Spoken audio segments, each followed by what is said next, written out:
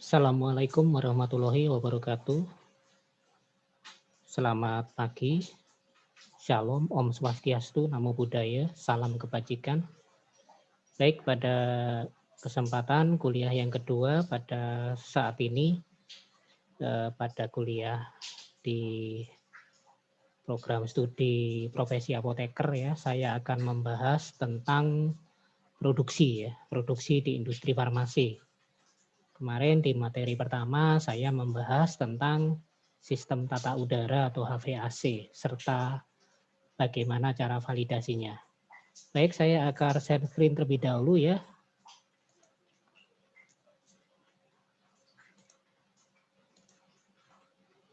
Baik, sudah tertayang ya. Jadi produksi adalah satu bagian penting dari industri farmasi ya, yang tidak bisa kita abaikan karena diproduksi adalah merupakan bagian yang salah satunya juga dipersyaratkan manajer produksi harus dipimpin oleh seorang apoteker atau penanggung jawabnya adalah seorang apoteker. Produksi adalah bagian yang membuat produk ya dalam industri farmasi. Sehingga tidak ada keahlian ilmu lain yang bisa diberikan wewenang oleh pemerintah untuk bertanggung jawab terhadap hal tersebut. Satu-satunya yang memiliki keahlian di bidang farmasi adalah apoteker, sehingga apoteker dipersyaratkan untuk menjadi penanggung jawab bagian produksi. Kemudian apa-apa saja yang bisa menjadi tanggung jawab dan tugas dari bagian produksi. Baik, kita bahas proses produksi ya. Proses produksi sebelum kita membahas itu ya. Jadi proses produksi, apa yang dimaksud dengan proses produksi? Proses produksi kita gambarkan seperti ini ya. Ada input, kemudian ada proses dan ada output. Ini proses produksi. Jadi di bagian yang ini ya. Inputnya apa, kemudian proses yang dilakukan apa saja, dan outputnya apa. Outputnya tentu adik-adik sudah bisa menebak ya, adalah produk obat dalam berbagai bentuk sediaan. Baik, sekarang kita bahas ya, input ya. Inputnya apa? Inputnya adalah man adalah personalia ya yang bekerja di industri farmasi, yang tidak bisa tidak, ini sangat menentukan sekali keberhasilan proses produksi di industri farmasi. Ya, selain apoteker, ada staf-staf yang lain ya. Staf di bagian produksi, ada operator, kemudian juga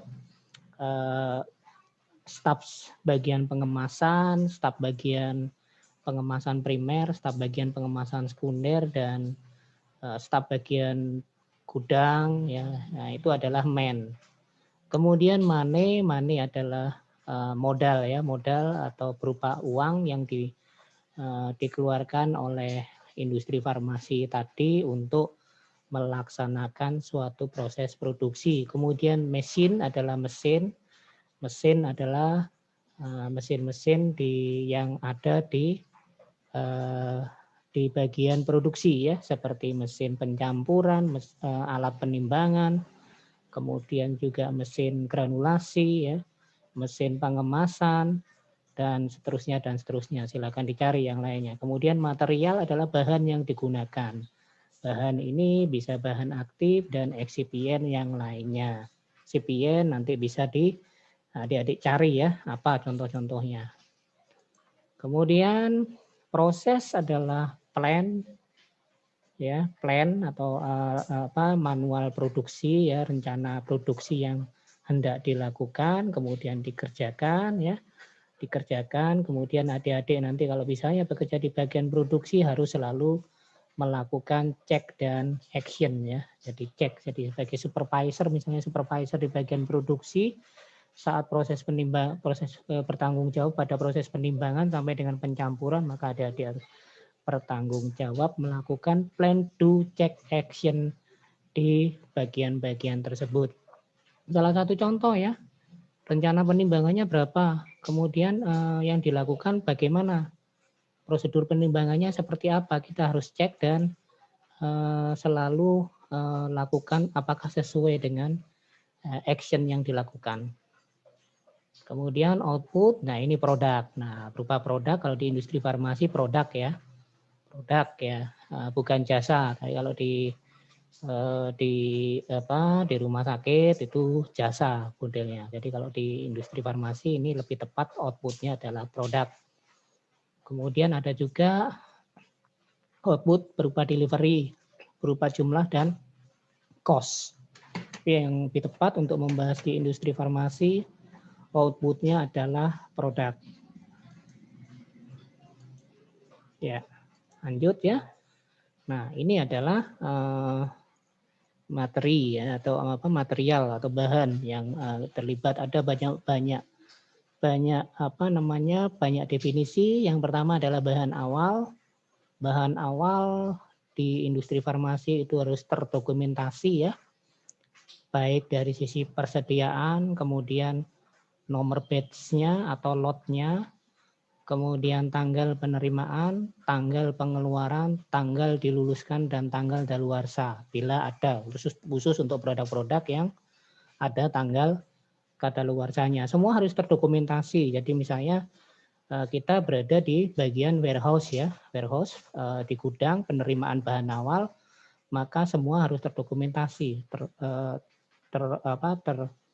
tercatat semua ya tentang persediaannya, nomor batch-nya, tanggal penerimaan, tanggal pengeluaran, kemudian tanggal dia diluluskan, sebelumnya adalah tanggal saat dia di karantina ya, untuk diuji, untuk dinyatakan lulus ya, yang memenuhi persyaratan. Ya, yang dinyatakan lulus memenuhi persyaratan diberi label sesuai dengan spesifikasi yang tertera dalam spesifikasi yang sudah dikeluarkan ya, jadi sudah tertera dalam spesifikasinya. Kemudian, nah ini kiriman batch awal diberi nomor rujukan sesuai dengan identitas kiriman bahan ya, sesuai dengan dia diterimanya lebih awal atau tengah-tengah atau akhir ya. Jadi ini tujuannya adalah untuk memberikan identitas bahannya sehingga tidak tertukar satu dengan yang lain. Atau ini tujuannya juga yang lainnya adalah sebagai untuk apabila ada sampling ya. Pengambilan contoh, sampling, kemudian dilakukan pengujian dan pelulusan pada batch yang berbeda-beda tapi berasal dari satu kiriman ya, itu dianggap sebagai batch yang terpisah. Jadi misalnya kita menerima beberapa macam bahan, kemudian dalam satu kiriman, kemudian di situ kita harus membedakan berdasarkan batch-nya ya, batch-nya harus terpisah untuk pengambilan contoh, untuk pengujian dan pelulusan batch walaupun dari satu kiriman yang sama. Dari labelnya bisa dilihat di situ ya keterangannya ya, keterangan rinci tentang bahan yang hendak diperiksa termasuk nantinya laporan hasil analisisnya. Pada saat penerimaan ya dilakukan pemeriksaan secara visual kondisi umum ya, keutuhan kemasan, kebocoran dan kerusakan. Jadi ini penting ya, kenapa bagian penerimaan atau bagian warehouse atau gudang ini penting, makanya sekarang di beberapa industri farmasi tidak hanya produksi dan QA atau QC saja yang harus penanggung jawabnya apoteker, tetapi juga penanggung jawab warehouse atau kepala gudang itu juga harus apoteker ya. Dan bahkan sekarang ini juga di market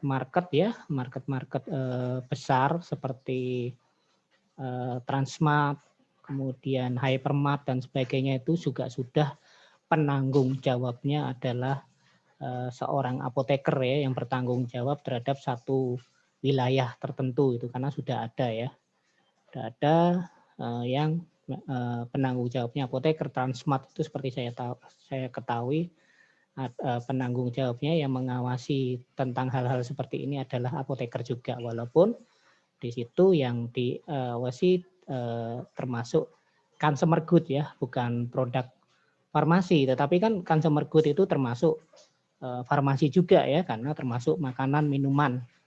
Ya, termasuk farmasi juga ya. Farmasi itu kan tidak hanya terbatas farmasi obat-obatan, tetapi juga farmasi makanan dan minuman. Termasuk obat tradisional juga.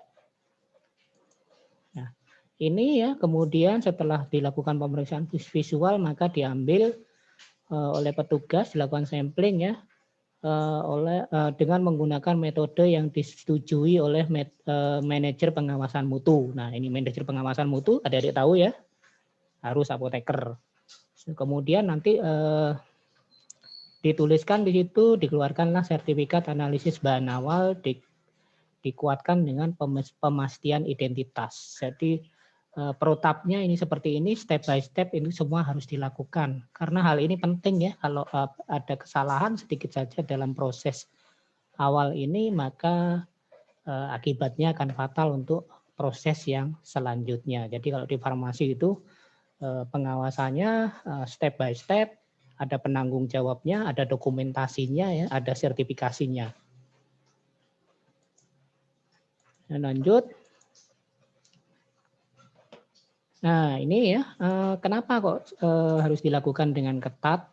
Karena ini ya, pengamanan ya, harus ada proses safety terhadap kemungkinan terjadinya kesalahan penandaan wadah oleh pemasok ya.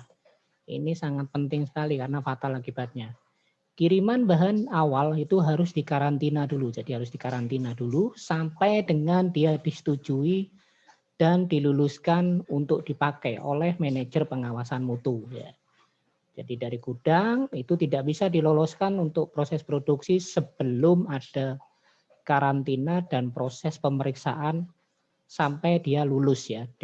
Yang itu harus ada tanda tangan atau sepengetahuan manajer pengawasan mutu.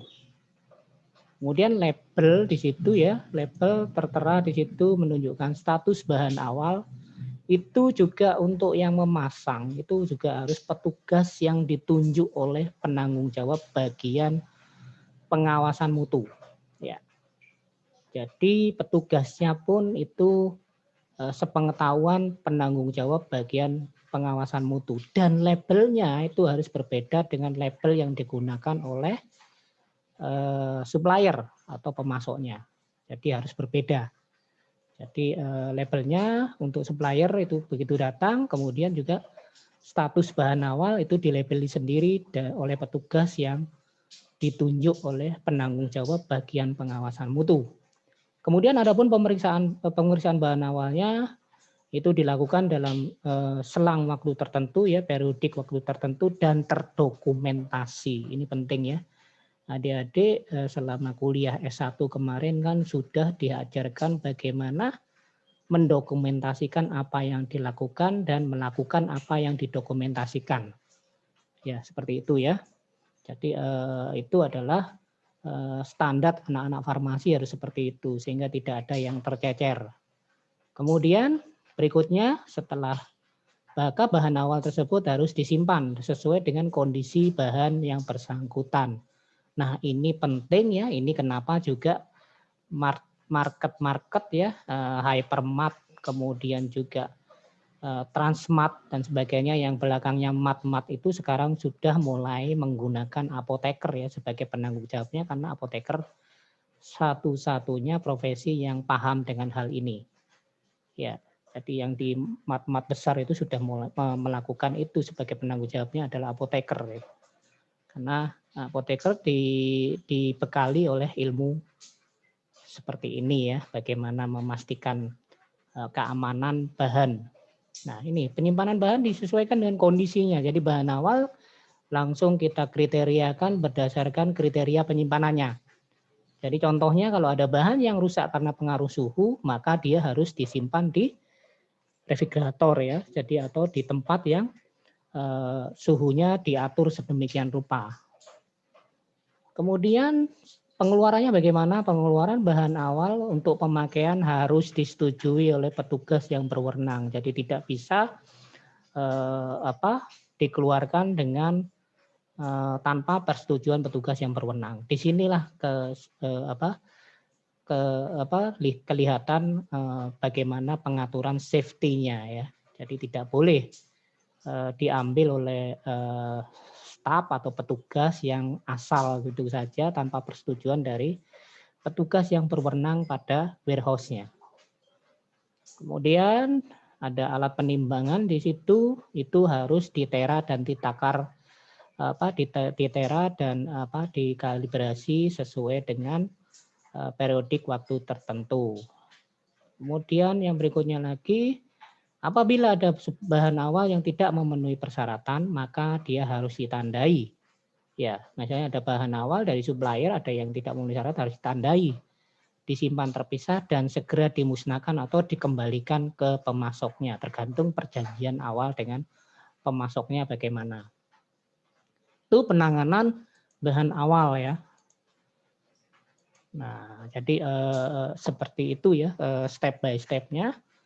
Kemudian ada hal yang ini kemarin sudah saya jelaskan ya, validasi proses. Kita juga harus melakukan validasi proses pada proses produksi, karena produksi itu kan proses ya. Tadi ada input, proses, dan output. Semua prosedur produksi itu harus divalidasi dengan tepat dan terdokumentasi. Ya, jadi semua harus ada dokumentasinya ya. Kemudian program dan dokumentasi validasi itu untuk membuktikan kecocokan bahan yang dipakai, kemudian keandalan peralatan yang digunakan, dan sistem serta kemampuan petugas pelaksana. Semua harus didokumentasikan. Jadi melakukan apa yang kita dokumentasikan dan mendokumentasikan apa yang kita lakukan. Ya, jadi seperti itu. Ini prosedur tetap bagi adik-adik mungkin sudah mulai terlatih ya ketika praktikum atau ketika adik-adik melakukan tugas akhir ya. Semua kan kita catat apa yang kita lakukan ya. Apa yang kita lakukan kita dokumentasikan. Dan apa yang kita dokumentasikan kita lakukan. Nah, seperti itu ya. Kemudian yang berikutnya, sebelum prosedur pengolahan induk diterapkan ya, jadi prosedurnya sudah kita buat, sebelum diterapkan itu dilakukan langkah untuk membuktikan bahwa prosedur yang bersangkutan itu sesuai dengan pelaksanaan produksi dan proses yang telah ditetapkan. Jadi harus kita pastikan bahwa sesuai dengan cocok dengan pelaksanaan produksi rutin dan proses yang telah ditetapkan dengan menggunakan bahan dan peralatan tertentu yang sudah ditetapkan dari awal. Itu hasil akhirnya akan senantiasa menghasilkan produk yang sesuai dengan spesifikasi yang telah ditentukan. Jadi seperti itu ya. Kemudian perubahan yang berarti dalam proses produksi. Nah, kalau ada perubahan ya ternyata setelah kita lakukan pemastian, kemudian ada perubahan, maka harus dilakukan validasi ulang. Perubahan yang terjadi dalam proses, peralatan yang digunakan atau bahan yang digunakan itu harus dilakukan validasi ulang. Kemudian yang berikutnya, proses dan prosedur yang secara rutin itu harus dievaluasi kembali. Jadi periodik waktu tertentu harus dievaluasi kembali. Lanjut. Kemudian ada hal yang perlu kita perhatikan juga ya dari sisi pencemaran. Pencemaran kimiawi, pencemaran itu bisa kimiawi, bisa juga mikroba, dan sekarang ditambah lagi dengan virus ya, virus ya.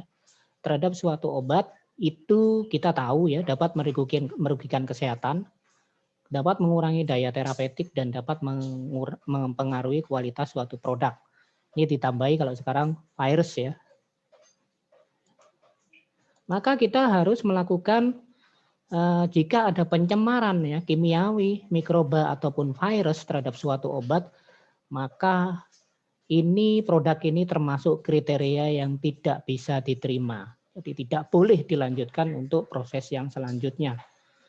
Ini karena dapat merugikan kesehatan, yang merugikan kesehatan itu tidak hanya merugikan, bahkan sekarang bisa menimbulkan penyakit atau bahkan sampai menimbulkan kematian ya Pak. Jadi kan tidak sesuai dengan tujuan awal suatu obat dibuat nanti. Obat itu kan untuk mengobati penyakit ya.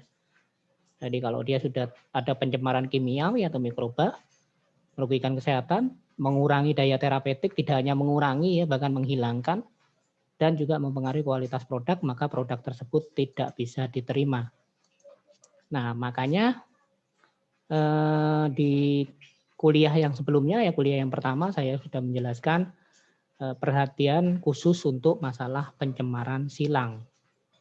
Ya, jadi kita harus menghindari adanya kontaminasi silang dari satu produk ke produk yang lain. Ya. Seperti yang kemarin juga contoh yang paling gampang adalah produk obat-obatan antibiotika golongan beta-laktam dan non-beta-laktam. Kemudian sistem penomoran batch dan lot ini sudah ada aturannya sendiri ya. Aturannya sendiri, ada aturannya di situ. Ada kode-kodenya yang itu disepakati. Secara rinci diperlukan untuk memastikan bahwa produk antara, produk ruahan, produk jadi suatu batch atau lot dapat dikenali dengan nomor batch atau lot tertentu ya. Jadi ini penting nanti dalam satu batch itu berarti dalam siklus produksi yang sama, kalau nomornya berbeda berarti dia batch-nya berbeda. Tujuannya apa adik-adik? Tujuannya adalah ketika ada komplain ya, produk komplain dari bisa dari pelayanan kesehatan, sarana pelayanan kesehatan ya, bisa rumah sakit atau bisa instalasi farmasi atau apotek. Kalau terjadi produk komplain kita bisa telusur ini batch yang mana, siklus produksi yang mana, sehingga kita bisa telusur untuk kemudian kita bisa ketahui ya, lalu kita lihat dokumennya, kemudian siapa penanggung jawabnya, dan seterusnya, proses produksinya bagaimana, dan seterusnya. Lalu kita bisa identifikasi jika terjadi suatu masalah. Pada tingkat pengolahan dan pengemasan, sistem penomoran batch itu saling berkaitan. Ya. Sistem penomoran batch dan lot ini tidak boleh digunakan secara berulang. Jadi ya batch itu ya harus nomornya ya sudah sekali itu saja, dan untuk yang selanjutnya tidak boleh menggunakan nomor batch atau lot yang sama. Kemudian yang berikutnya dia harus terdokumentasikan, ya meliputi tanggal pemberian nomor, identitas produk, serta besarnya batch dan atau lotnya. Jadi semua harus terdokumentasikan. Kemudian dalam proses penimbangan dan penyerahan ya, ini produksi setelah lolos ya, dinyatakan lolos untuk dari warehouse-nya ya. Setelah dikarantina kemudian lolos, maka proses yang selanjutnya adalah penimbangan dan penyerahan. Penimbangan ini pun ada protap-protapnya. Penimbangan atau perhitungan penyerahan bahan baku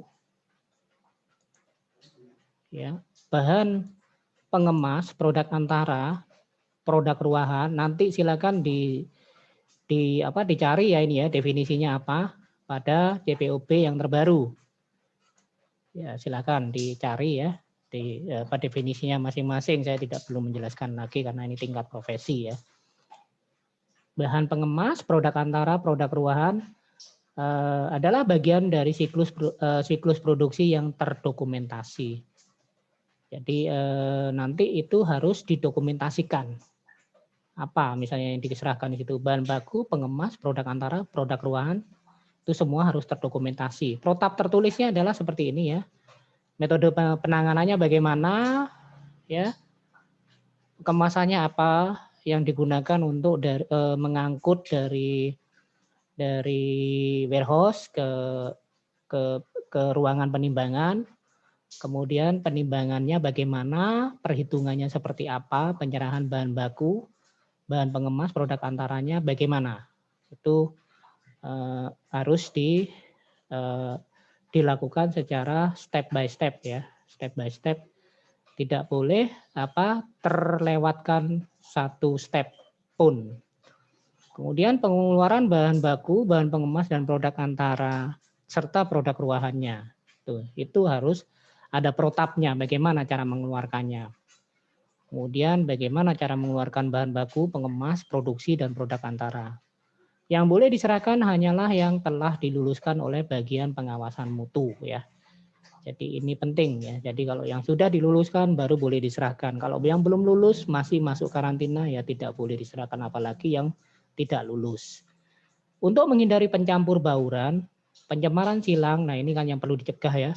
Kehilangan identitas, bahan baku, produk antara atau produk ruahan yang boleh ditempatkan di daerah penyerahan, yang boleh ditempatkan di daerah penyerahan suatu batch tertentu saja. Jadi batch-nya tidak boleh campur-campur. Nah, itu untuk menghindari tercampurnya batch yang satu dengan batch yang lain ya. Mungkin adik-adik ketika praktikum masih menjumpai ketika mencari bahan, kemudian tulisannya itu hilang gitu. Tulisannya hilang sehingga kita tidak bisa mengidentifikasi lagi ya. Labelnya itu ini bahan apa gitu. Itu tidak boleh terjadi kalau di industri farmasi ya. Nah, ini salah satunya ya tidak boleh mencampur baurkan batch yang berbeda-beda dalam satu area penyerahan yang sama. Nah, untuk menghindari pencampur bauran hanya satu bahan jenis cetakan tertentu saja yang boleh ditempatkan di penandaan di tempat penandaan pada waktu yang sama. Seperti itu untuk caranya, untuk prosedurnya ya. Dan lanjut. Sebelum dilakukan penimbangan, nah ini penting adik-adik, kegiatan menimbang itu saya kira di praktikum apapun selalu diawali dengan kegiatan menimbang ya. Nah di industri farmasi juga gitu, selalu kegiatan diawali dengan kegiatan menimbang. Menimbang ini tidak boleh salah ya, jadi harus dilakukan pemeriksaan terhadap benar enggak yang ditimbang ini misalnya paracetamol gitu. Tidak boleh tertukar dengan yang lainnya. Sehingga sebelum menimbang dilakukan pemeriksaan terhadap kebenaran penandaan bahan baku. Termasuk di situ label pelulusan dari bagian pengawasan mutu. Kemudian ya setelah benar yang ditimbang maka ketepatan, ketelitian dalam penimbangan itu penting. Itu terkait dengan alat timbangnya dan alat ukur penimbangannya tersebut. Dan ini diukur oleh dua petugas secara terpisah. Ya, ini hal-hal mendasar yang mungkin kalian sering abai ya pada saat praktikum atau bahkan sampai dengan tugas akhir. Kemudian ini juga adik-adik sering ya, kebersihan tempat penimbangan itu juga penting. Kebersihan tempat penimbangan dan penyerahan selalu dijaga. Kemudian juga apabila ada bahan baku yang bersifat steril, itu selalu ditimbang dan diserahkan di daerah steril juga. Kemudian untuk bahan baku, produk antara, produk ruahan, yang diserahkan itu harus diperiksa ulang. Diperiksa lagi ya, jadi yang memeriksa tidak hanya satu petugas saja, tetapi juga minimal 2 petugas ya. Diperiksa ulang kebenarannya, ditandatangani oleh supervisor produksi sebelum diserahkan ke bagian produksi. Jadi misalnya Anda sebagai supervisor bagian penimbangan, salah satu tugas Anda ini. Tidak hanya sekedar tanda tangan, tapi betul-betul diperiksa ya. Benar enggak itu? Karena itu menjadi tanggung jawab Anda. Kemudian mungkin juga ada pengembalian ya. Kalau ada pengembalian, ada produk-produk yang tidak memenuhi syarat, itu harus terdokumentasi. Kemudian kalau ada pengembalian, ini penting ya, tidak boleh dikembalikan lagi ke gudang, kecuali memenuhi persyaratan yang telah ditetapkan. Ya, jadi pengembaliannya ada persyaratannya seperti itu. Ya, jadi ini dibaca-baca lagi adik-adik ya, karena kemungkinan adik-adik juga PKPA-nya itu tidak luring ya, tidak onsite, tetapi masih daring ya. Nah ini hal-hal seperti ini, hal-hal yang detail yang justru itu menjadi pengalaman adik-adik, Anda adik tidak akan mendapatkan. Ya ini penting ya, tidak bisa itu karena pengalaman di lapangan itu tidak bisa hanya diperoleh dari kuliah daring saja. Kemudian pada bagian yang step selanjutnya pengolahan ya. Setelah ditimbang, pengolahannya itu diperiksa lagi. Semua bahan diperiksa dulu sebelum digunakan. Kemudian kondisi daerah pengolahan itu juga harus dipantau dan dikendalikan sampai dengan tingkat yang dipersyaratkan. Untuk kegiatan bisa dilakukan. Jadi kalau sudah memenuhi persyaratan, maka kegiatan baru bisa dilakukan. Peralatan juga gitu, peralatan juga harus diperiksa sebelum digunakan dan dinyatakan bersih secara tertulis ya. Jadi kalau sudah bersih, ya itu harus baru bisa digunakan gitu ya. Ini juga pengalaman kan adik-adik ya, ketika praktikum adik-adik satu kelompok dengan bukan satu kelompok ya, kelompoknya berbeda, tetapi nanti kita mendapatkan meja yang sama. Saya juga mengalami dulu itu ya, mendapatkan meja yang sama. Nah kebetulan mahasiswa yang meja yang sama dengan saya di kelompok yang berbeda itu anaknya ketika membersihkan bahan atau alat ya yang digunakan itu tidak bersih, sehingga saya harus bekerja 2 kali ketika saya menggunakan alat pada praktikum yang harinya berbeda. Nah ini di industri farmasi tidak boleh ya seperti ini ya. Ini kalau tidak bersih ya tidak bisa digunakan. Dan pernyataan bersihnya harus secara tertulis. Seperti itu. Mungkin adik-adik mendengar ini ketawa-ketawa ya. Apalagi yang membersihkannya juga tidak biasa membersihkan dengan bersih betul, itu kasihan ya. Kasihan temennya yang di meja yang sama di hari yang berbeda gitu ya. Semua kegiatan pengolahan itu harus dilaksanakan sesuai protap.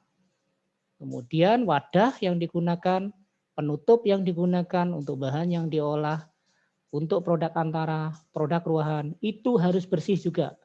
Kemudian juga disesuaikan dengan sifat dan jenis yang tepat untuk melindungi produk atau bahan terhadap kerusakan dan penyemaran. Untuk di industri farmasi ini rawannya gini ya, alat itu digunakan biasanya digunakan setelah selesai produk.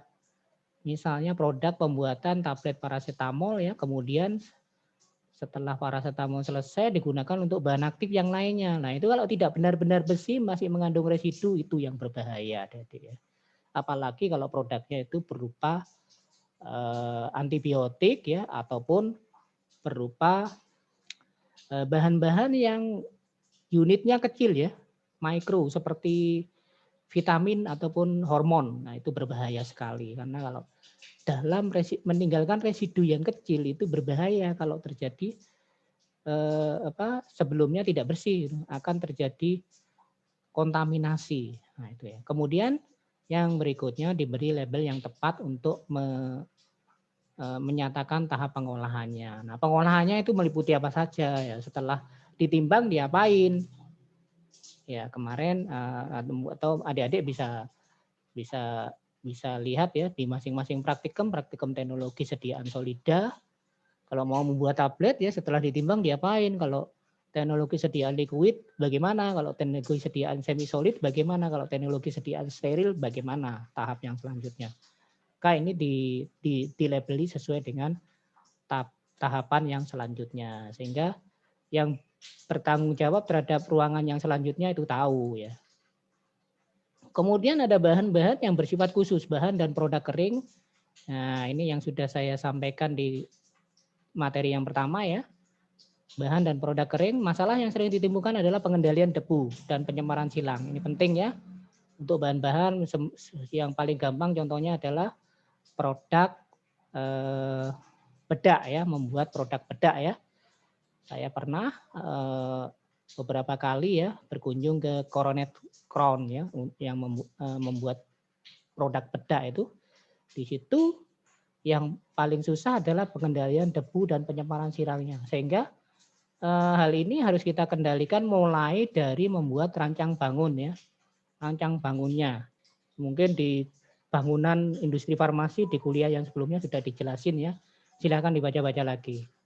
Jadi dari awal rancang bangun, pemeliharaannya, penggunaan sarana dan peralatannya itu harus diterapkan sistem khusus ya untuk mencegah penyebaran debunya. Ya, mungkin bisa diperbanyak untuk dust collecting-nya ya. Penyaring debunya mungkin tidak hanya seperti produksi biasa kalau melibatkan bahan yang seperti ini ya, seperti talc itu ya harus diperbanyak dust collecting-nya. Kemudian di samping itu juga sistem penghisap udaranya harus efektif ya, dipasang dengan tata letak lubang pembuangan yang tepat untuk mencegah penyilangan pencemaran silang dengan produk lain. Kemudian juga filternya, sistem saringnya itu harus dipasang dengan tepat untuk bisa menahan debu. Kemudian juga pemakaian alat untuk penghilang debu kalau produknya pada produk tablet ataupun kapsul ya, itu sangat dianjurkan. Kemudian perhatian khusus juga untuk melindungi produk terhadap cemaran serpihan logam, gelas atau kayu. Pemakaian peralatan yang seperti peralatan gelas itu dihindarkan ya. Ayakan, saringan, alu tablet atau lesung tablet, punch and die itu ya, itu harus diperiksa terhadap proses keausannya dan kerusakan sebelum dan sesudah pemakaian. Kemudian juga jangan sampai ada tablet atau kapsul yang tertinggal dalam peralatan, alat atau penghitung wadah atau produk ruahannya. Itu yang tahap pertama ya saya sampaikan untuk yang seri kedua. Jadi ada 3 slide ini ya untuk produksi ini. Baik, saya tampilkan ya. Lanjutannya produksi ya. Nah, ini tahapan proses pengolahan. Pencampuran dan granulasi itu salah satu contohnya ya yang dilakukan pada saat pembuatan tablet ini ya, sediaan tablet. Nah, itu alat-alatnya adik-adik sudah tahu ya, alat-alatnya saya kira tidak perlu saya jelaskan lagi ya. Kalau pencampuran itu berarti alatnya adalah mixer ya, alat pencampur. Mesin, nah yang penting di sini ya, ini di kuliah S1 teknologi sediaan solida sudah ya. Yang penting kalau di tingkat profesi ini mesin pencampur, pengayak dan pengaduk itu dilengkapi dengan sistem pengendali debu. Parameter operasional kritis yang harus kita waspadai ya, kita kendalikan adalah waktu pencampuran, kecepatan mixernya serta suhu di setiap bagian proses pencampuran, pengadukan, dan pengeringan. Kemudian masing-masing harus ada sesuai dengan dokumen produksi induk dan dipantau selama proses produksi berlangsung.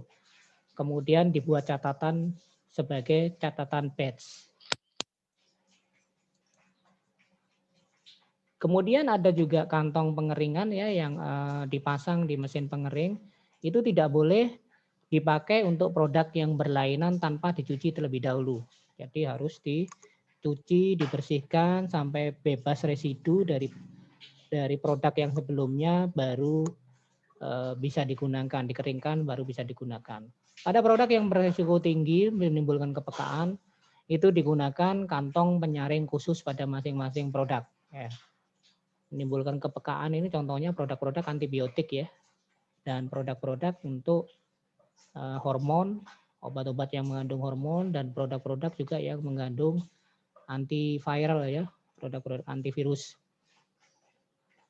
Udara yang masuk dalam alat pengering itu harus disaring terlebih dahulu. Tindakan pengamanan perlu dilakukan untuk mencegah pencemaran silang oleh debu yang keluar dari alat pengering tersebut. Ya, jadi ada filtering.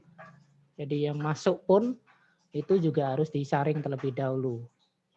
Nah, ini nanti bisa dibicarakan atau di planning dengan bagian engineering ya, departemen engineering. Kemudian kalau produknya itu berupa liquid, maka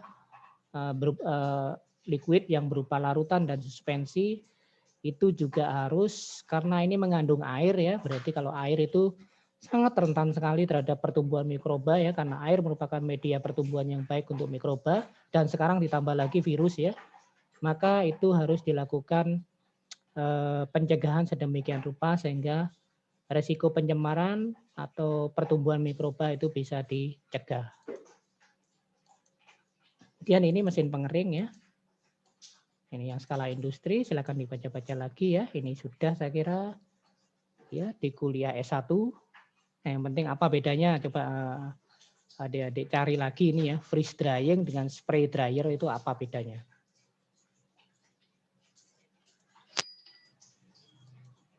Kemudian granulator, ini granulator ya.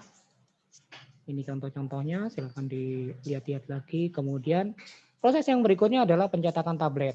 Nah, pencetakan tablet tentunya ada mesin pencetaknya. Ini juga di teknologi Solida sudah ada ya. Cuman kalau di skala industri ya berarti tableting mesinnya itu lebih besar kapasitasnya ya. Mesin pencetak tablet itu juga sama ya. Untuk yang tingkat profesi adik-adik perlu tahu kalau yang di S1 kan mungkin tidak ada ya ini ya, fasilitas pengendali debu yang efektif yang ditempatkan sedemikian rupa untuk menghindari campur baur atau campur aduk antar produk. Tiap mesin ditempatkan dalam ruangan yang terpisah ya. Biasanya kalau di industri farmasi ruangan untuk mesin ini akan terpisah dengan mesin yang lainnya ya, tidak jadi satu. Ya, kalau di lab mungkin jadi satu ketika Anda praktikum di S1 ataupun di skripsi ya, tugas akhir. Kalau di industri farmasi semuanya ada ruangannya yang terpisah. Tujuannya adalah untuk menghindari kontaminasi silang juga. Mesinnya juga dilengkapi oleh sistem pengendali udara tertutup ya, yang ditempatkan dalam ruangan. Jadi ada exhaust-nya di atasnya mesin tabletnya itu.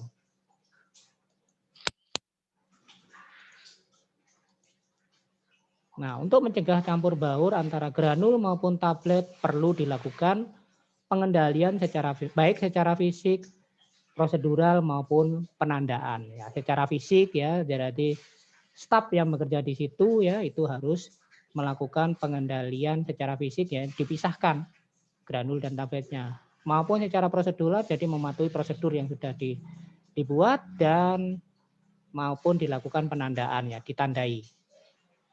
Kemudian selalu tersedia alat timbang yang teliti dan sudah dikalibrasi untuk dipakai pada proses pemantauan bobot tablet yang sedang berlangsung dalam proses produksi.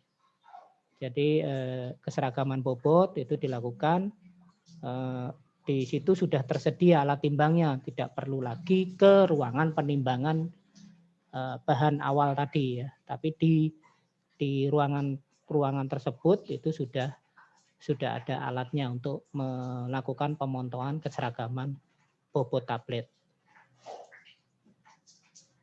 Tablet yang diambil dari ruangan percetakan untuk keperluan pengujian ya tadi ya, seperti keseragaman bobot, keseragaman kadar dan sebagainya, itu tidak boleh dikembalikan lagi ke batch yang bersangkutan. Ya. Jadi harus disisihkan, tidak boleh lagi dikembalikan ke ruangan. Nah, ini nanti adik-adik di ujian UKAI ya, ujian kompetensi apoteker Indonesia, itu ada ya yang simulasi seperti ini soalnya. Nah, bagaimana prosedurnya? Nah, adik-adik perlu cek dan cross check lagi ya, karena sudah ada Farmakope Indonesia edisi ke-6. Seperti apa ya? Cara pengambilan samplingnya bagaimana, cara pengolahan datanya bagaimana, itu harus disesuaikan karena ada perbedaan antara FI1 dan FI5 dan FI6. Nah, ini coba adik-adik dicari ya ini ya, ini tugasnya juga.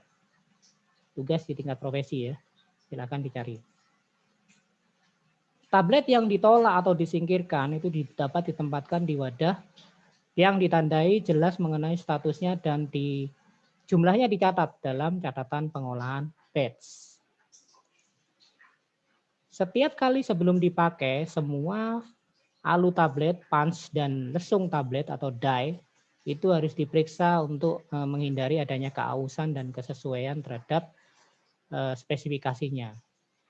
Catatan mengenai pemakaiannya disimpan dan didokumentasikan.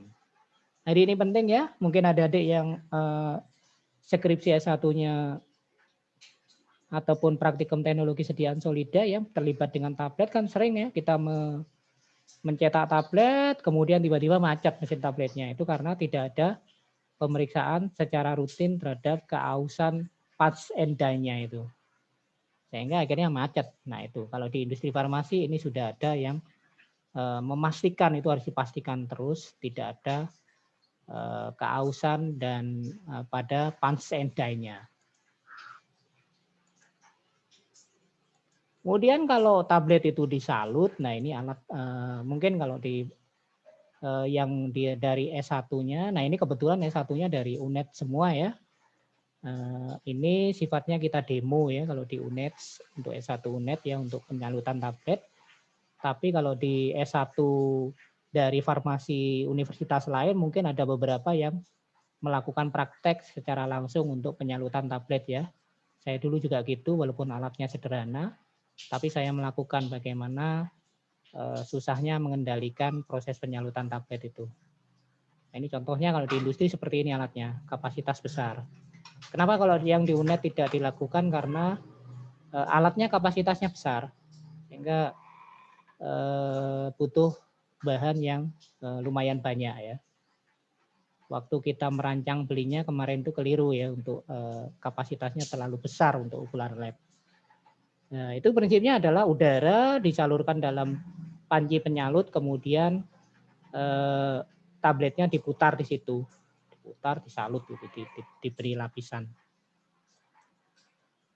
Lalu kemudian apa yang disemprotkan di situ? Ya, dibuat larutan penyalut yang dibuat dan digunakan dengan cara yang tepat untuk mencegah seminimal mungkin resiko pertumbuhan mikroba. Dan sekali lagi sekarang ya, menyesuaikan mikroba juga garis miring virus ya, virus. Dokumentasi mengenai pembuatan dan pemakaian tersebut harus didokumentasikan dan dibuat, dicatat. Kemudian kalau yang kapsul, nah ini mesin kapsul filling machine ya, ini seperti ini.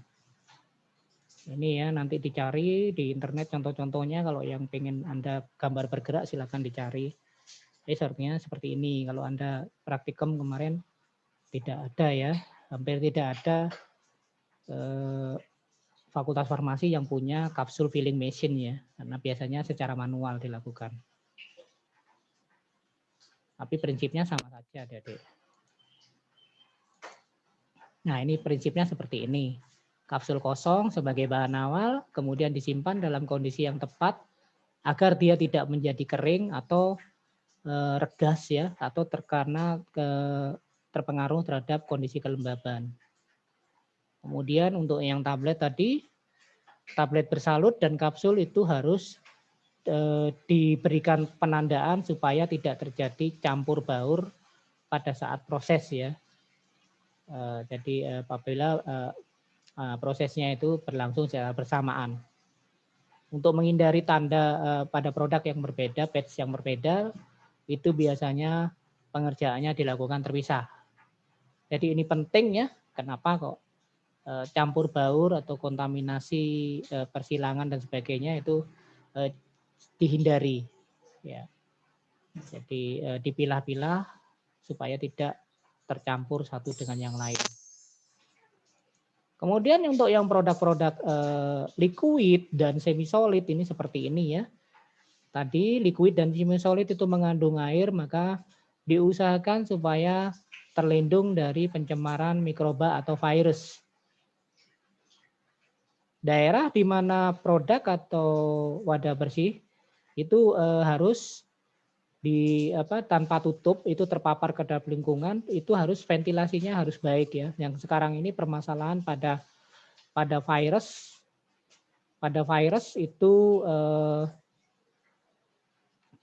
itu biasanya pada masalah di ventilasinya.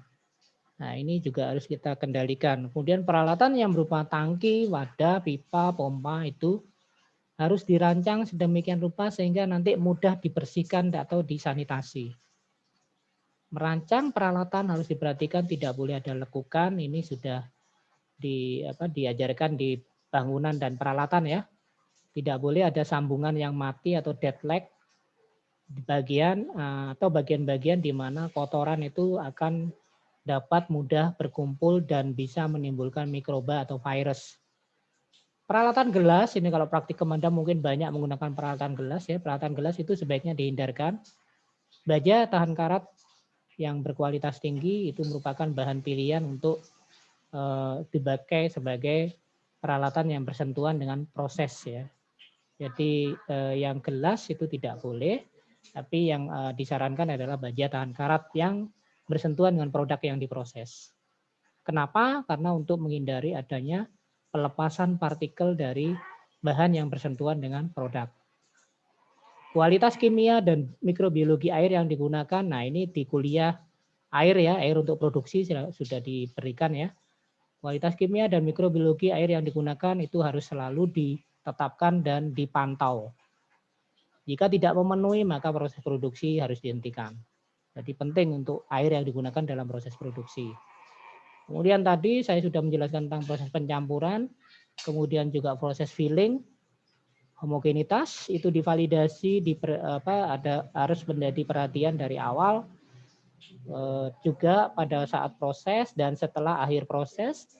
Kalau pada saat proses itu ada yang tidak memenuhi syarat, maka harus dihentikan. Ini untuk produk yang steril itu ada 3 kualitas ruangan yang berbeda. Ini kemarin sudah saya jelaskan ya. Yang saya tidak perlu menjelaskan lebih detail lagi di sini. Pada prinsipnya ada 3 ruangan, ruangan ganti pakaian, kemudian ruangan bersih, itu ruangan yang digunakan untuk kegiatan bersih ya, tapi tidak steril. Kemudian yang berikutnya adalah ruangan steril. Nah, silakan dibaca sendiri ya. Ini ruangan ganti pakaian berarti untuk ruangan ganti pakaian untuk person yang bekerja untuk pada proses produksi sediaan steril. Kemudian ruangan bersih tidak harus steril, ini untuk persiapan komponen. Coba diingat-ingat lagi ya praktikum teknologi sediaan steril. Persiapan komponen dan pembuatan larutan, tapi belum sterilisasi ya. Nah, kemudian ini digunakan di ruangan bersih ini. Nah, biasanya coba dibaca lagi adik-adik ya, itu di ruangan mana ya, kelas apa, dibaca-baca lagi ya. Kemudian baru yang kegiatan sterilisasi itu baru di ruangan steril. Nah, itu ya di kelas yang lebih tinggi. Itu kalau kelas berdasarkan abjad itu bagaimana, kalau berdasarkan kelas warna itu bagaimana, silakan dibaca-baca. Sebenarnya prinsipnya sama ya.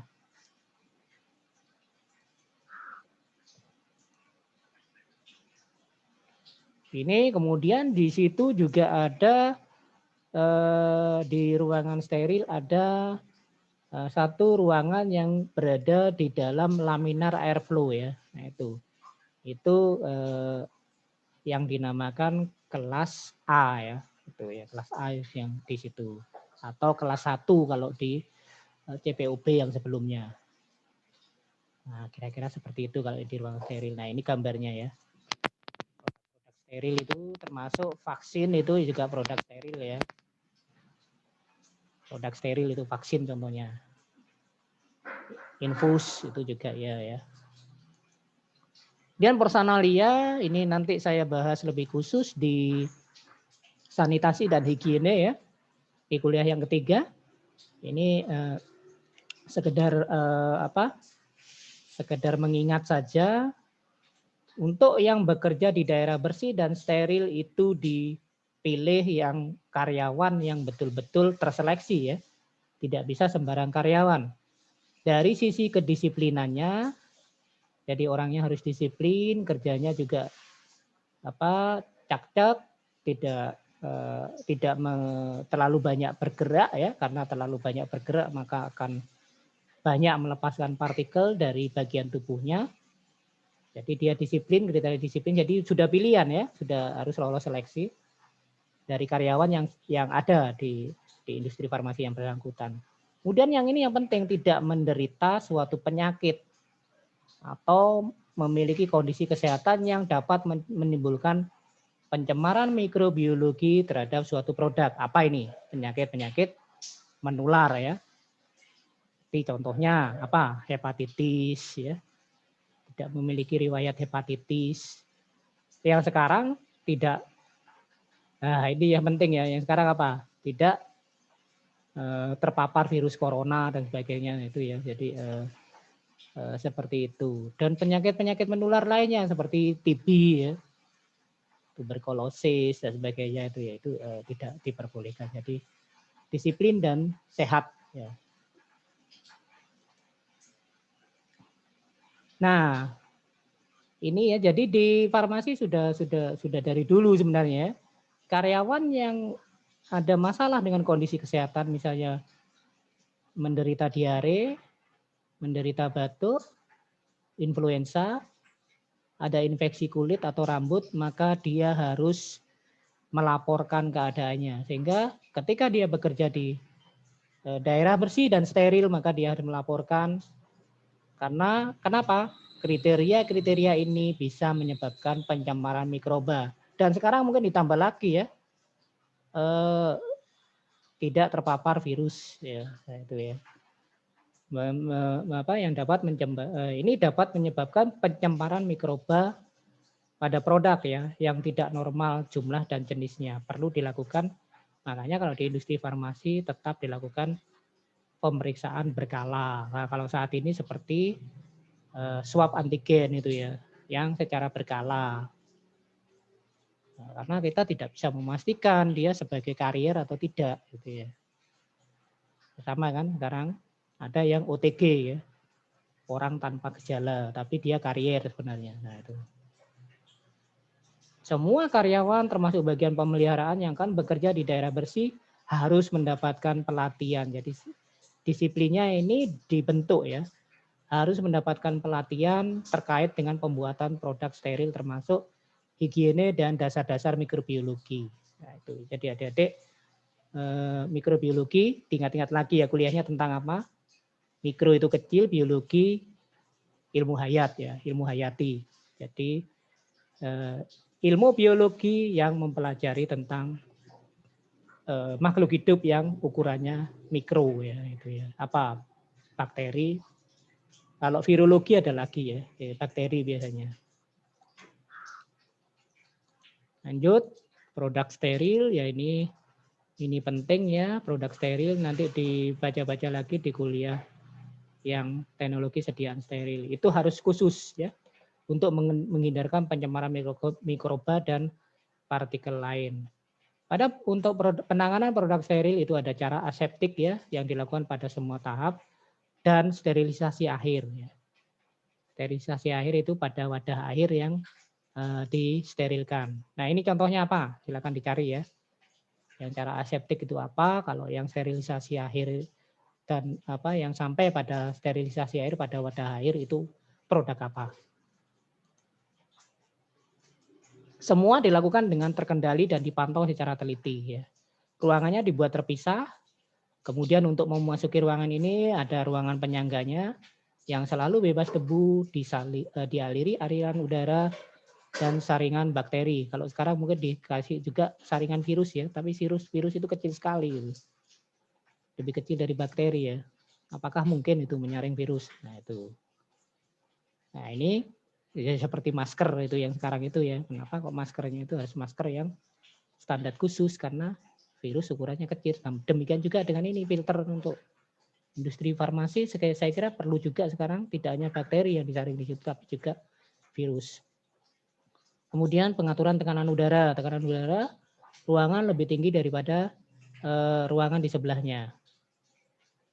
Semua permukaan dirancang dengan tepat supaya mudah dibersihkan dan dilakukan disinfeksi ya. Sekarang juga lagi ngetren ya di disinfeksi itu. Anda kalau mau masuk ke ruangan penyangga kan didisinfeksi juga kan. Nah, seperti itu. Nanti ya kalau kalian sudah bekerja. Kalau PKPA-nya luring Anda mengalami itu. Nah, karena daring ya tidak mengalami ya. Dan ini juga dilakukan penghitungan secara rutin ya mikroba dalam ruangan sebelum selama proses pengolahan.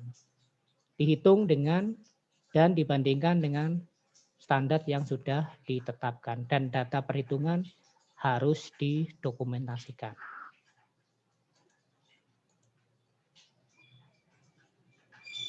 Ini pakaiannya ya, ini nanti di sanitasi dan higiene ya sebenarnya. Tapi enggak apa-apa, memang terkait ya, enggak bisa dipisahkan. Pakaian untuk daerah bersih atau steril itu adalah pakaian dengan standar khusus ya, termasuk penutup kepala dan kaki. Ya seperti APD itu ya. Pakaian ini tidak boleh melepaskan serat atau partikel dan mampu menahan partikel yang dilepaskan oleh tubuh. Dan ini mungkin bedanya dengan APD ya. Ada syaratnya.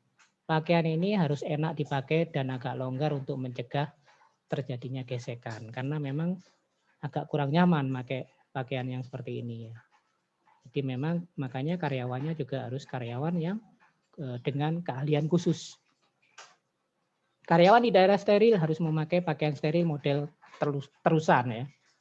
Model celana dan baju yang dapat disatukan dengan bagian leher ya. Kemudian diikat pergelangan tangannya dan diikat pada pergelangan kaki. Kemudian penutup kaki itu harus menyelubungi seluruh kaki ya. Dan bagian ujung celana diselipkan pada penutup kaki. Jadi harus diikat satu dengan yang lain. Sarung tangan plastik atau sarung tangan karet itu harus bebas dari serbuk. Ujung lengan baju harus diselipkan pada sarung tangan. Ya. Jadi tidak boleh ada yang bagian yang tidak sengaja terbuka gitu ya. Penutup muka tidak melepas serat dan mencegah pencemaran yang berasal dari wajah dan enak dipakai. Setiap meninggalkan daerah steril, penutup muka harus ditinggalkan. Ya ini mirip APD yang sekarang itu ya. Ya seperti itu. Jadi di daerah steril memang pakaiannya seperti itu. Ya, di farmasi yang sudah bekerja di farmasi dan sudah bertahun-tahun berhadapan dengan produk steril sudah tidak heran lagi ya. Tapi kalau kan tren ya pada saat pandemi berlangsung kemarin. Ini ketentuan pakaian. Pakaian yang dipakai dari rumah tidak boleh dibawa ke ruangan produksi ya. Jadi dan tidak boleh dibawa masuk ke kamar ganti pakaian yang berhubungan langsung dengan daerah bersih atau daerah steril ya. Jadi ada penyangganya lagi di bawah lokernya itu di daerah sebelum ini. Nah, karyawan yang memasuki ruang ganti pakaian sudah memakai pakaian kerja standar. Jadi dari daerah yang kualitasnya lebih rendah dari yang sebelumnya sudah berganti. Cara berpakaian dan pencucian anggota badan itu mengikuti protap ya, cara mencuci tangan dan sebagainya itu bagi yang sudah bekerja di farmasi bertahun-tahun saya kira sudah paham bagian-bagian apa saja yang dicuci ya, sela-sela jari, siku dan sebagainya itu sudah paham saya kira ya. Kemudian ini aloji, perhiasan, kosmetika tidak boleh dipakai di daerah bersih dan di daerah steril. Pakaian untuk daerah bersih dan steril dicuci dan setrika. Ditangani dengan tepat sehingga tidak terjadi pencemaran. Sudah ada laundrynya ya, sudah ada petugas laundrynya. Fasilitas pencucian itu pada ruangan yang terpisah. Itu bagian kedua ya, bagian ketiga ini.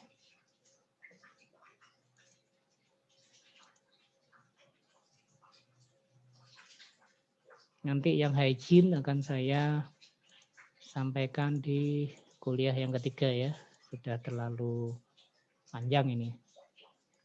Produksi lanjutan, konstruksi ya. Konstruksinya ini dibuat secara khusus, ruangan pengolahan itu dialiri udara bertekanan positif yang sudah melalui saringan dengan efisiensi yang diinginkan. Ini di kuliah yang pertama ya, silakan diputar lagi video saya. Aliran udara mewujudkan perbedaan tekanan positif yang relatif lebih besar daripada di ruangan sekitarnya. Itu juga untuk ruangan-ruangan dengan area kegiatan yang berbeda. Filter itu harus dipasang langsung dan sedekat mungkin dengan lubang udara. Jadi udara sebelum masuk itu sudah harus difilter ya. Masuk ke ruangan difilter. Dan adanya alert ya, alert untuk peringatan apabila terjadi kegagalan penyaluran udara, dan alert untuk menunjukkan perbedaan tekanan antara ruangan dan daerah yang sangat membutuhkan perbedaan ini. Jadi kalau tekanannya itu ada kegagalan, itu juga sudah ada alertnya sebagai tanda untuk kegiatan produksi dihentikan, termasuk juga filternya ini. Perhatian khusus untuk daerah yang risiko tinggi, daerah yang berhubungan langsung dengan produk. Aliran udara tidak boleh menyebarkan partikel dari tubuh karyawan. Jadi ini penting dan sudah beberapa kali saya ingatkan ya. Jadi dari tubuh kita itu bisa terlepas partikel. Dan aliran udara ini tidak boleh menyebabkan partikel dari tubuh kita itu terlepas. Jadi aliran udaranya tidak boleh terlalu nyemprot gitu ya, tidak boleh ya, tapi harus nyemprotnya itu tidak frontal ya. Kemudian juga tidak boleh juga menyebarkan partikel pada pemotong ampul dan penutup vial untuk yang sediaan injeksi. Produk non steril tidak boleh diolah secara bersama-sama dengan produk steril. Ini sudah saya kira ya di kuliah bangunan, di dosen yang sebelumnya. Permukaan lantai, dinding, langit-langit harus licin, kedap air, tidak boleh retak untuk mencegah pencembaran dan penumpukan partikel. Ya, jadi bisa digunakan menggunakan bahan pembersih dan desinfektan yang berkali-kali ya. Jadi harus diganti setiap kali periodik waktu tertentu. Kayu tanpa pelapis sebaiknya tidak dipakai ya. Kemudian untuk mengurangi penumpukan debu, itu tidak boleh ada, tadi sudah ini ya, tidak boleh ada yang bagian yang sulit dibersihkan, tidak boleh ada sudut, rak atau lemari peralatan, itu harus yang dapat bergerak maupun tidak dapat bergerak itu harus sedikit mungkin, sudut tidak boleh ada, langit-langit dan di daerah steril harus dibuat melengkung. Langit-langit harus ditutup rapat untuk menjaga pencemaran dari atas. Kemudian kalau ada pipa, pipa harus ditanam di dinding. Saluran pembuangan tidak boleh ada di daerah steril ya. Bak cuci di daerah steril juga tidak boleh ada. Bak cuci dipasang di daerah bersih. Terbuat dari baja tahan karat dan dengan kualitas air yang layak minum ya. Air layak minum ini bukan air PDAM ya. PDAM itu kan salah istilah itu ya, perusahaan daerah air minum. Ya, sebenarnya bukan perusahaan daerah air minum. Kalau perusahaan daerah air minum harusnya airnya bisa langsung diminum ya. Seperti yang terjadi di negara-negara maju. Di negara-negara maju itu kan air dari pipa ledeng itu bisa diminum. Tapi kalau di Indonesia tidak bisa. Nah itu ya, jadi ini bedakan tolong kualitas air layak minum itu ya seperti apa. Itu juga tugas ya. Suhu ruang dan kelembaban itu dijaga sedemikian rupa sehingga tidak menyebabkan karyawan berkeringat berlebihan. Nah ini dalam pakaian kerjanya. Nah ini penting ya, karena pakaiannya itu sudah tidak nyaman itu kalau dia berkeringat berlebihan. Nah itu juga melepaskan senyawa dari tubuhnya yang berpengaruh terhadap produk juga. Ini harus dijaga. Jalan masuk dan keluar untuk petugas di daerah steril dan daerah bersih hanya dapat melalui kamar ganti yang ada pakaian yang dipersyaratkan ya. Jadi harus ada kamar ganti terlebih dahulu. Ya, jadi harus berganti pakaian dari daerah bersih ke steril, itu harus berganti pakaian, kemudian didisinfeksi. Dan ini ruang penyangga udara itu ruang untuk disinfeksi itu. Dialiri secara efektif dengan udara yang tersaring dengan tekanan positif yang lebih rendah daripada daerah di tekanan steril dan di daerah bersih dan steril ya. Ya, jadi tekanannya harus lebih rendah karena tidak boleh mencemari dari daerah yang lebih bersih. Ruangan ganti pakaian itu harus dipakai oleh petugas dan tidak boleh untuk jadi hanya boleh untuk orang ya, tidak boleh untuk lalu lintas bahan, wadah atau peralatan. Lalu lintasnya ada sendiri. Ruangan penyangga udara dan lalu lintas bahan, peralatan itu di daerah bersih itu harus diatur dengan tepat sehingga hanya one way lock ya. Jadi hanya satu sisi saja yang terbuka. Daerah bersih dan daerah steril tidak boleh digunakan untuk melakukan pengujian sterilitas atau pengujian mikrobiologi. Nah, sebagai tugasnya nanti yang dikumpulkan ya, itu juga kalian buat denah atau layout untuk industri farmasi ya. Gambarnya juga gambar serius ya, pakai software bila perlu. Kemudian untuk produk produksinya itu tidak perlu semuanya, kalian bisa pilih salah satu, misalnya produk solida non steril, produk liquid non steril, atau produk semi solid non steril, atau produk liquid steril dan sebagainya. Silakan dipilih, kemudian dibuat denah atau layoutnya masing-masing dibuat per individu mahasiswa. Kebersihan dan hygiene ini sebenarnya ini sudah masuk di materi yang ketiga ya. Pembersihan daerah bersih dan daerah steril dilakukan menggunakan jenis disinfektan yang harus berbeda ya untuk mencegah resistensi ya. Mikroba, bakteri dan virus itu adalah makhluk yang cerdas. Jadi dia bisa bertahan dalam kondisi yang sulit. Kalau bakteri dia akan menghasilkan spora, sama dengan virus juga menghasilkan spora ya. Untuk berlindung dari keadaan yang sangat buruk, dia bisa masih hidup. Sehingga penggunaan disinfektan yang sama akan menyebabkan resistensi. Ya, resistensi. Ya, seperti kita ketahui sekarang virus corona itu juga sudah bermutasi ya. Karena ya itu tadi, virus coronanya bisa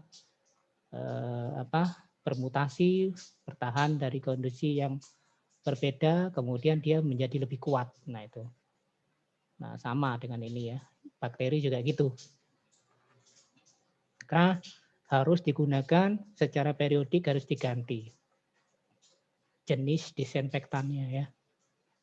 Daerah bersih dan daerah steril harus dipantau secara mikrobiologis dengan tes usap. Ya, cara apus pada permukaan benda diambil dari udara, dari benda, dan dari cara lain yang sesuai, dan dilakukan ketika proses produksi berlangsung. Jadi tetap dihitung ya jumlah mikrobanya, dan diidentifikasi juga mikroba, apakah ada mikroba. Nah, kalau sekarang ditambahi ya mungkin ya virus yang patogen.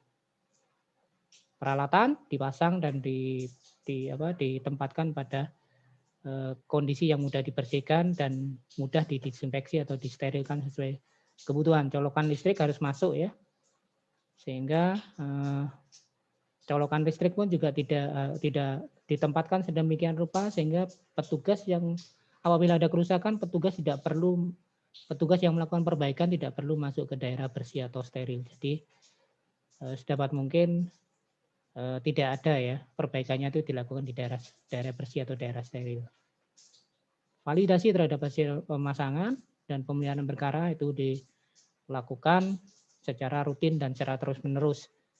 Ya, peralatan yang kritis seperti sterilisator, saringan udara, dan saringan alat penyuling itu harus didokumentasikan.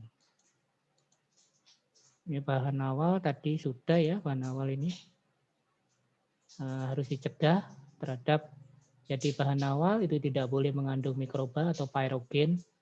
Kemudian dicegah pencemaran ya terhadap mikroba pada saat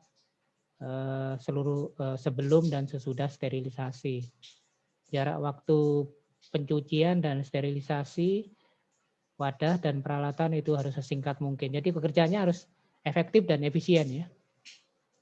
Jarak waktu sterilisasi dengan wadah dan komponen lain harus sesingkat mungkin. Nah ini efektif dan efisien. Jarak waktu memulai pembuatan dan sterilisasi sesingkat mungkin. Sumber air, peralatan, pengolahan air itu harus dipantau secara teratur ya. Untuk mencegah pencemaran kimiawi, mikroba, dan bila perlu pencemaran terhadap pyrogen atau bahan-bahan yang mengandung endotoksin. Ini berasal dari bakteri ya atau mikroba.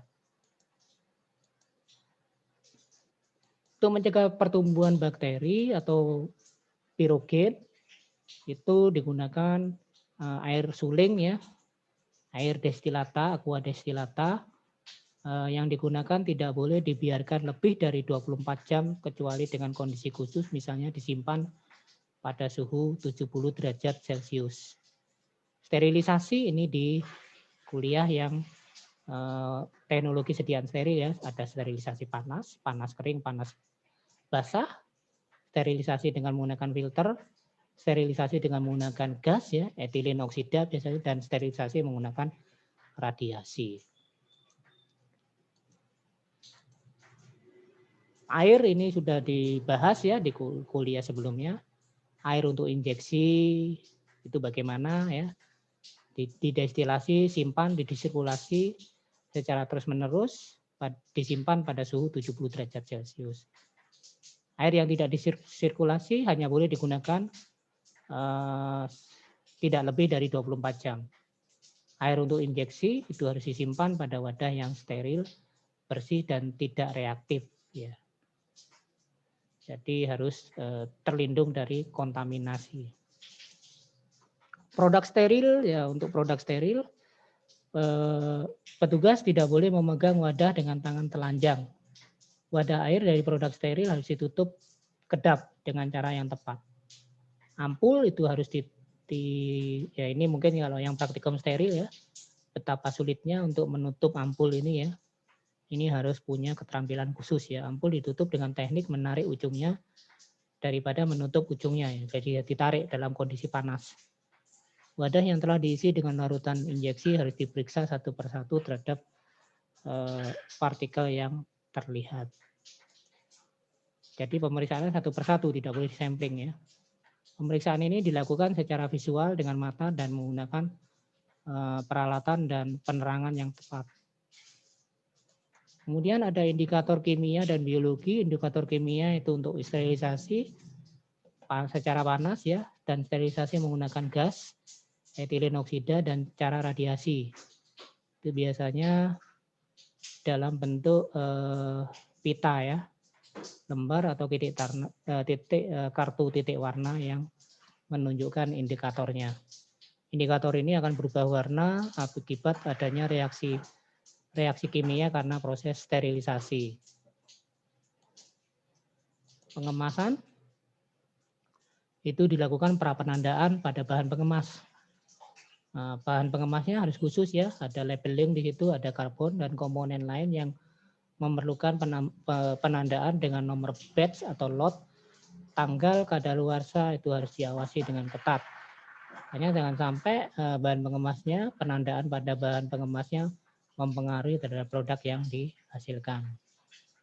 Kemudian pengawasan selama proses meliputi volume dan unit dosis yang diisikan pada produk yang dikemas pada saat pengemasan dimulai. Produk yang telah dikemas itu harus diperiksa pada selang waktu tertentu untuk memastikan kesesuaiannya dengan spesifikasi yang tertulis.